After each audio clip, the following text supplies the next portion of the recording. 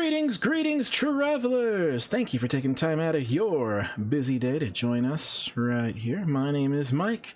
Welcome to another video from Earthshine Education. Now, if you are new to the channel, please be sure to click the subscribe button and ring that notification bell so you won't miss out on any of our live streams or future uploads like this one today. Now, in this video, we're going to be discussing the planet Mars for February 2021. We're going to be discussing the orbiters and rovers that are on their way towards the red planet right now. Remember last year in the summertime, we did a couple of videos talking about a couple of different projects, a couple of different missions from 3 different space agencies.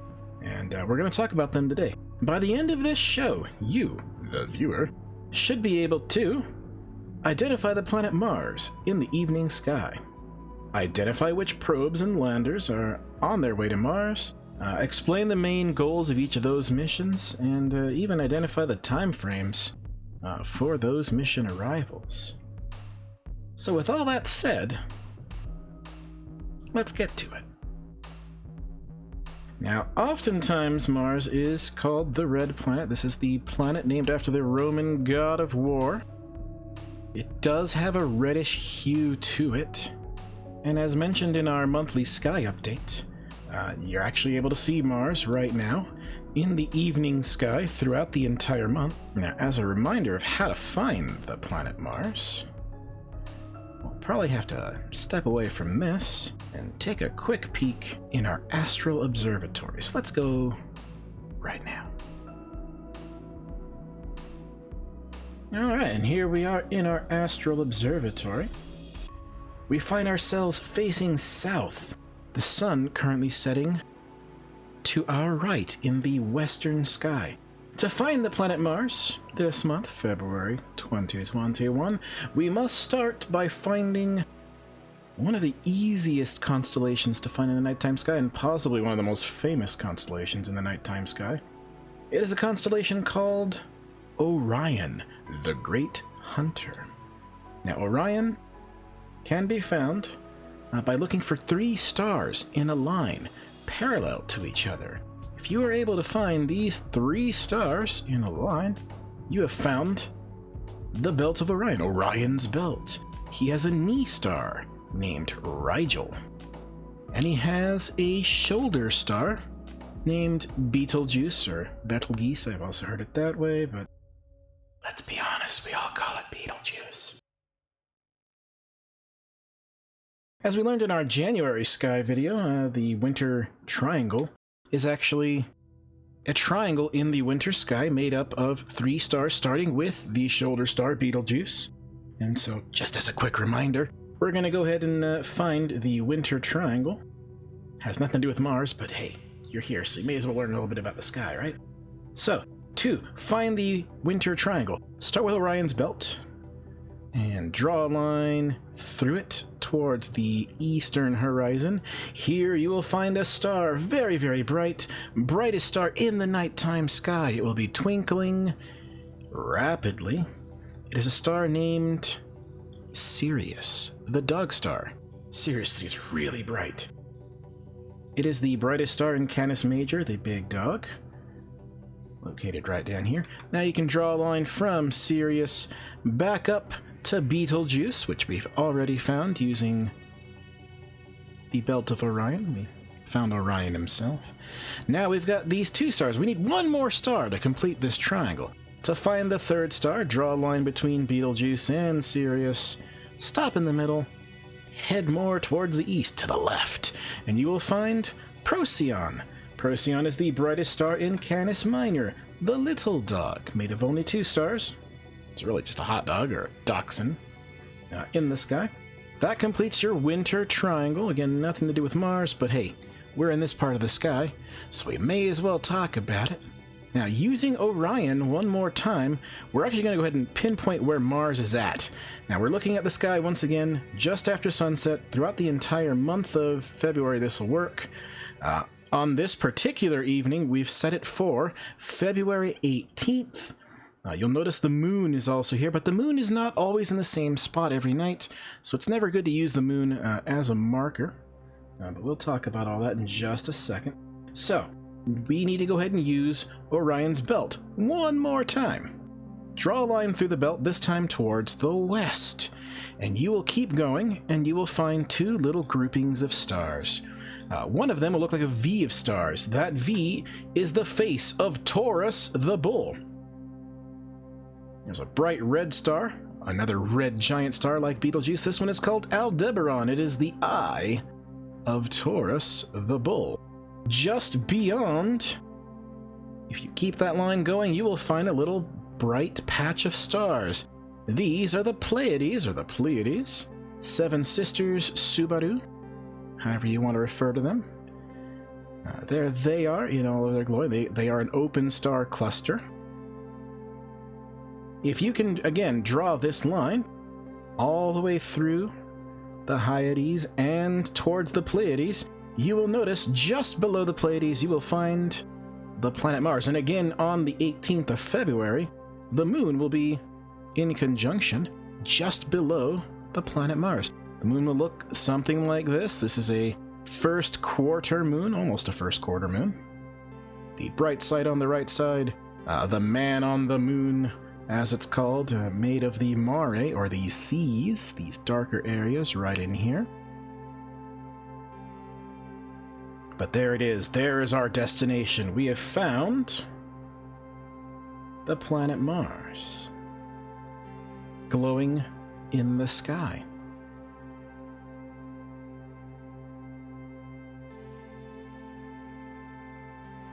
Let's go ahead and switch gears and talk about which spacecraft are rapidly approaching the planet.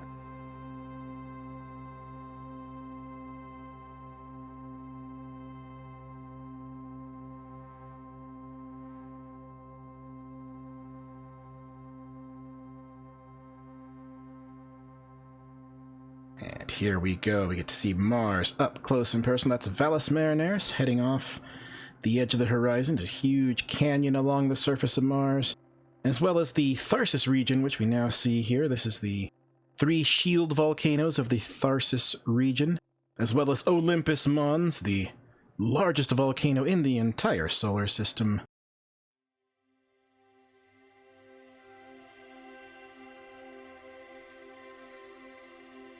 Now, Valles Marineris, which we mentioned just at the beginning there, that is a huge canyon-like structure along the surface of the planet Mars.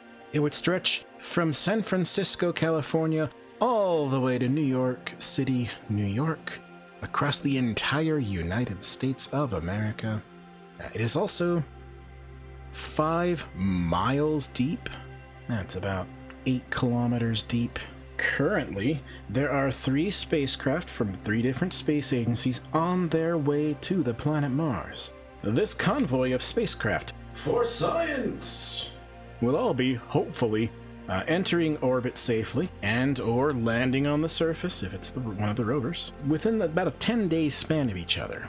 The spacecraft that are en route to Mars right now are the Hope probe from the United Arab Emirates Space Agency, the Tianwen-1 from the China National Space Agency, and we've also got Mars Perseverance, the National Aeronautics and Space Administration, the NASA rover, on its way as well. Now, each of these missions has their own unique science goals while studying the red planets. Let's go over them individually. The Al-Amal, or Hope orbiter, aims to gain a more complete picture of the Martian atmosphere.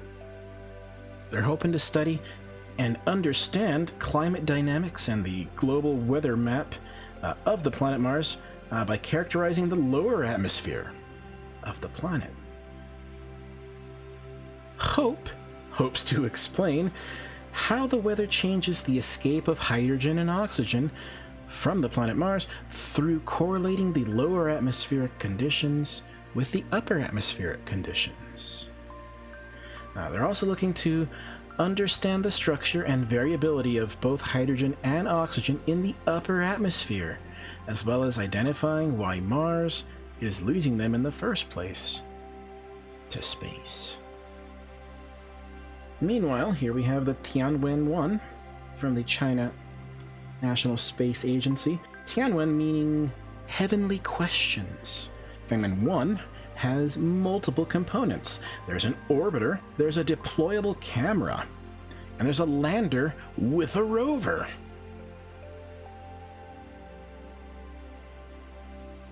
The heavenly questions that this mission aims to answer, searching for evidence of life, past life, current life, on the planet Mars. They're looking to map the surface in and around where the lander will be. Going to characterize the soil composition as well as the water ice distribution. There is water ice on Mars, but no one's really sure how much is frozen on or just under the surface. We're also looking to examine the Martian atmosphere using equipment on board the rover. Tianwen-1 will also serve as a demonstration of technology for the Chinese National Space Agency. They're planning on launching a Mars sample return mission to actually go to the surface, acquire rocks and other soil samples, place them in a container, and then launch them back to the planet Earth sometime in the 2030s. And finally, we have the Mars Perseverance rover, part of the Mars 2020 NASA mission. This will be NASA's 5th rover to attempt landing on the planet Mars, and it will be the 5th one on the surface. Should all go successfully. Perseverance has 4 main science objectives. Perseverance is going to be looking for habitability, identifying past environments capable of supporting life on the planet Mars. Perseverance will be looking for biosignatures.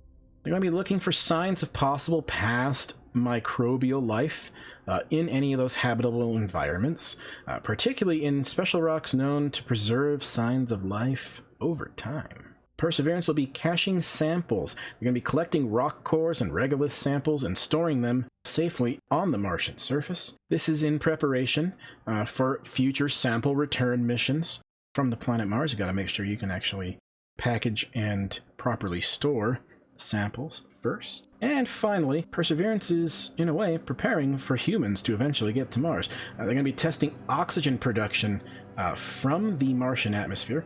Perseverance is also going to be doing some technical research and preparing for future manned missions to Mars.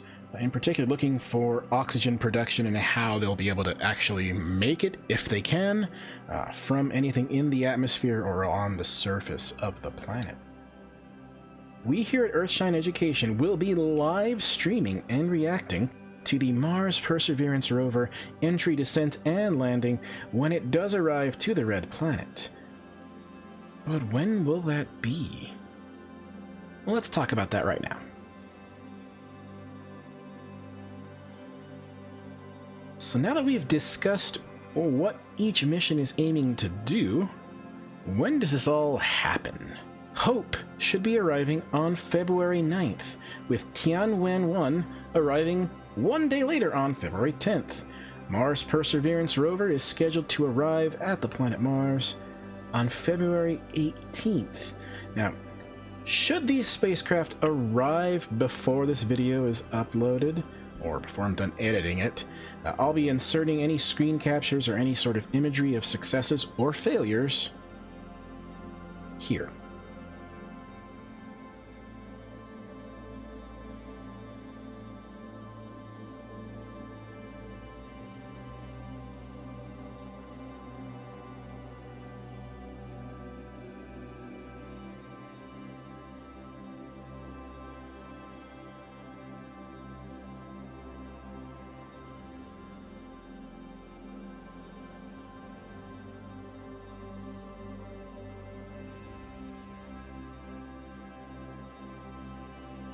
نعلن نجاح وصول دولة الإمارات فعلا إلى جميع الفرق، إلى شعب دولة الإمارات، إلى الأمة العربية والإسلامية.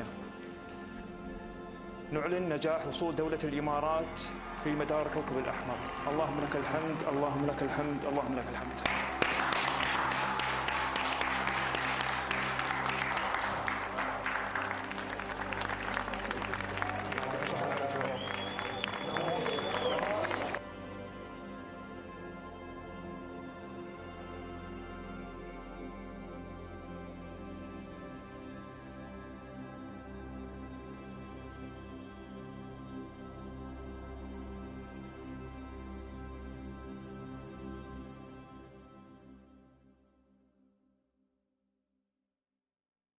Mars Perseverance is scheduled to arrive at 3:55 p.m. Eastern on February 18th. NASA will be having a pre-landing press conference and then doing a live stream. I believe it starts 2 hours beforehand. As such, we will be live streaming throughout the entire NASA live stream, watching it together with you, and we'll be reacting, discussing, talking about what's going on, answering any questions, at least from our point of view here on Earthshine Education, as well as listening into how questions are being answered when sent into the NASA representatives from the Mars Perseverance rover team. So if you're not already doing so, please be sure to follow our social media and our streaming sites over on Twitch, here on YouTube, and Facebook as well. Links to all that will be down below in the video description box. Well, that just about does it for this video. We set out with the following goals to make sure that you, the viewer, would be able to identify the planet Mars in the evening sky. Yeah, we did that. Identify which probes and landers are heading to Mars. Yeah, we talked about all three of those. Explain the main goals of each mission. Yeah, we did that. And identify the time frames of each mission's arrival. We did talk about that as well. Please be sure to post any questions in the comments section, and or ask questions in the comments section, or even during our live shows. Yes, we do live shows when we're not too busy editing videos all the time. We do have a Facebook page where you can post questions, and you'll see some links there that maybe we don't always put in our videos. We also do have a Twitter page where we do share videos and other links. We are going to continue to attempt to stick to a Monday, Wednesday, Friday streaming schedule, with Monday and Wednesday doing live planetarium shows, with, of course, question and answer. That'll be live streamed to Facebook and YouTube and Twitch TV all at the same time. Friday, of course, is more of our news segment, what we like to call the 3 o'clock coffee shows that we like to do. It's more of a current events wrap-up for the week, and if we need to do some planetarium stuff there, we do that as well. All of our shows are from 1 p.m. to 3 p.m. Mountain Time, so if you want to make sure you don't miss out, please be sure to click the like button, the subscribe button, ring the notification bell, whether it's here on YouTube or Twitch or Facebook. If you found value in this video, please consider helping us grow our channel by simply sharing it with your friends and family. If you're feeling super generous, links to our Patreon and Ko-fi pages are also found in the description box down below. We do appreciate you sticking around to the end of this video. Please take care of yourselves and each other. Remember, astronomy is for everybody. May you have clear skies wherever you are. We'll see you in the next video.